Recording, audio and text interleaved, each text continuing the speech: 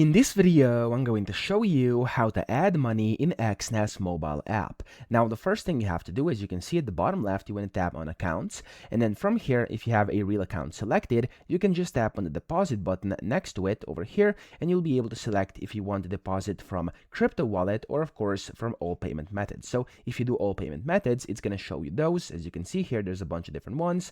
Or you also have, of course, the crypto wallet, and you can tap on that, and from there you'll be able to, of course, get started and of course add money on here. So for example, you'll be able to select your accounts, and then you'll be able to, of course, deposit whatever you want from here, tapping on the deposit button for whichever one is relevant. Okay, so that is the way of how we can actually add money. But of course, to be able to do that, you'll have to verify your profile. However, if you want to deposit and add money onto your demo account, you want to switch over to a demo account like this, and then you can do that by tapping deposit again. However, here you'll be able to do that by simply just tapping in a number and then tapping continue at the bottom, and that amount is going to get added onto your demo account. So those are the two ways. I hope this video helped you out. If it did, please subscribe to the channel and help me out as well.